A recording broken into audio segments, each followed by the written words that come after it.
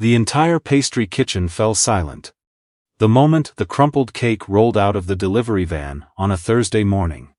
3 of the head baker's assistants stopped what they were doing. One of them actually laughed, not quietly, not politely, but the kind of laugh that fills a room and makes everyone inside it feel smaller. The executive chef of Hargrove Grand Hotel folded her arms and stared at what remained of a 4-tier wedding cake that had shifted violently during a 40-minute drive through downtown Nashville. Fondant split down one side like a fault line. The bottom tier had collapsed inward. Sugar flowers that once climbed the surface in careful spirals now lay scattered across the cardboard base like debris after a storm. She turned to her kitchen manager and said 3 words loud enough for everyone to hear. "Throw it out." From the far end of the prep station, a man named Garrett Winslow set down his piping bag, wiped his hands slowly on his apron, and said something nobody expected. "I can fix it." Nobody laughed at that one, they just stared. If you've ever watched someone get dismissed before they even had a chance to prove themselves, you already know what happened next. Keep watching. Garrett Winslow was 43 years old, and had been working the early morning shift at Hargrove Grand for 11 months. He arrived before anyone else, left after most of them, and spent the hours in between doing the jobs nobody else wanted. Repairing cracked fondant on pastry orders, salvaging overbaked tarts, piping borders on cakes that came back from satellite kitchens, with damage from transport. He had a gift for fixing things that looked ruined. The problem was that nobody in that kitchen knew it yet. They saw what was in front of them. A middle-aged man in a worn apron who drove a 2009 Civic with a cracked passenger mirror and packed his lunch in the same black bag every day. A man who took double shifts on holidays without complaining, and never joined the team for drinks after Friday close. A man who, if they had bothered to ask, had been one of the most promising pastry chefs in the Pacific Northwest a decade earlier. But they hadn't asked. 7 years before that Thursday morning, Garrett had his own bakery in Portland, Oregon. It wasn't large, 12 tables, a small display case near the window, a back kitchen that smelled permanently of brown butter and warm vanilla. But it had a reputation. Food writers came. A regional magazine ran a half-page feature on his laminated doughs. A hotel group out of Seattle sent someone to discuss a consulting contract. For 18 months, Garrett Winslow was the kind of baker people drove an hour to visit. His wife, Claudine, kept the books and handled the front of house, and made sure he ate actual meals, instead of just tasting everything and calling it dinner. She had a laugh that carried through the whole building, and a habit of leaving little notes in his apron pocket. Nothing long, just a word or two. "You've got this," or just, "Proud of you." He'd find them mid-shift and stop for a second before going back to work. Then Claudine got sick. It started with fatigue she kept attributing to a busy season, then to the dry Portland winter, then to something she kept saying she'd get checked when things slowed down. By the time she saw a doctor, the cancer had already moved to her lymph nodes. 14 months later she was gone. Their daughter Penny was 6 years old, and understood only that her mother had gone somewhere she couldn't follow, and that her father, who had once hummed while he worked, had gone very quiet. Garrett kept the bakery open for 4 more months after the funeral. He doesn't fully remember those months. He remembers the invoices, because they piled up. He remembers the staff, because they tried to hold things together, and he wasn't giving them much to work with. He remembers a morning when he burned an entire batch of croissants, something he had never done before in 15 years of baking, and stood at the industrial oven, staring at the smoke without moving to turn anything off. A neighbor pulled him out of that moment. He sold the bakery 3 months later, not for what it was worth. For what someone offered, which was considerably less, and he took it because he needed it done. He moved to Nashville because his late wife's sister lived there, and had offered more than once to help with Penny. Garrett found a 2-bedroom apartment in Antioch, enrolled Penny in 2nd grade, and took whatever kitchen work he could get. Hotels, catering companies, a grocery store chain for a brief and miserable 6 weeks. Eventually Hargrove Grand hired him for the pastry department, and he showed up every morning at 4:15 and did the work and went home and helped Penny with homework and read to her until she fell asleep. He had not in 7 years told anyone at any of those jobs what he used to be. Back in the kitchen that Thursday morning, the damaged wedding cake sat on the stainless steel table like a verdict. The event, a wedding reception for the daughter of one of the hotel's longtime corporate clients, was scheduled for 6:30 that evening. The baker who originally built the cake had called out sick. The delivery driver had taken a turn too fast. And now the executive chef, a woman named Irene Stout, who had run hotel kitchens for 22 years and had very little patience for surprises, was deciding whether to call the client and tell them their cake no longer existed in any useful form. Garrett stepped forward. Irene looked at him the way people look at someone who has said something technically possible, but practically absurd. She had hired him 11 months ago because he was reliable and showed up and didn't create problems. She had not hired him expecting him to walk up to a ruined wedding cake 3 hours before the pastry team needed to begin prep for dinner service and suggest he could fix it. She told him he had until noon. If it wasn't presentable by noon, she was calling the client. What followed was not a montage. It was 6.5 hours of work that looked, from the outside, almost boring. Garrett did not perform. He assessed the damage the way a surgeon reads a scan. Methodically, without emotion visible on his face. The structural collapse on the bottom tier was a problem of weight distribution. The fondant split could be repaired if the surface temperature was managed correctly. The sugar flowers were mostly intact. 12 were broken, but the stems were salvageable, and he could replace the blooms. He asked a junior baker named Tomas to mix a specific ratio of Tylose powder into fresh fondant and keep it at a precise humidity. He asked another assistant to pull the hotel's reserve of white isomalt from the dry storage. He sent a third person for unsalted European butter, with a fat content he specified down to the percentage. The kitchen assistants exchanged looks behind his back. Nobody said anything out loud.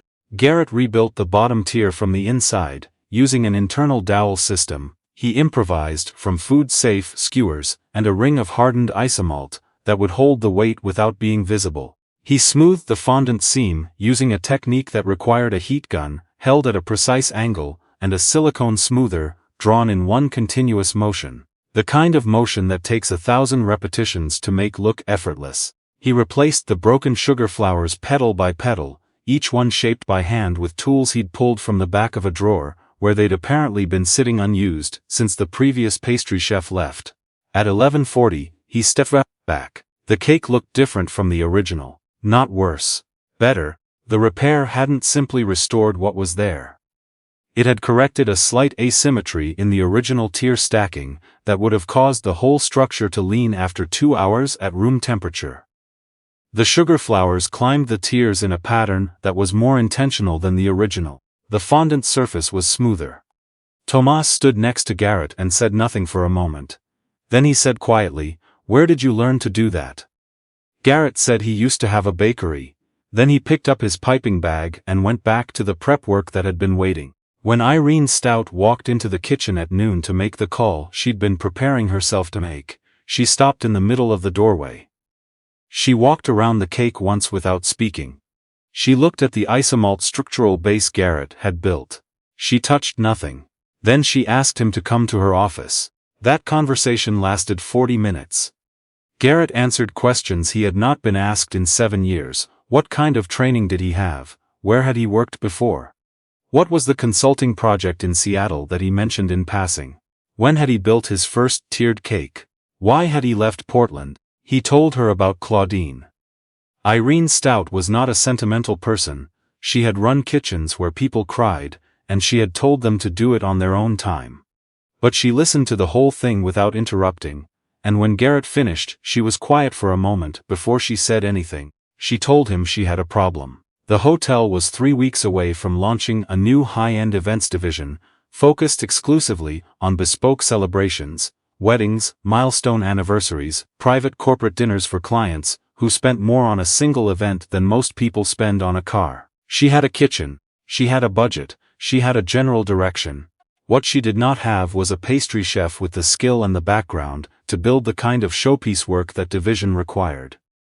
Garrett looked at her. She told him she was offering him the position. He didn't answer immediately. He asked about Penny's school schedule and whether the role required weekend travel. Irene said they would work around school hours, and that travel would be optional and infrequent. He asked about the creative scope.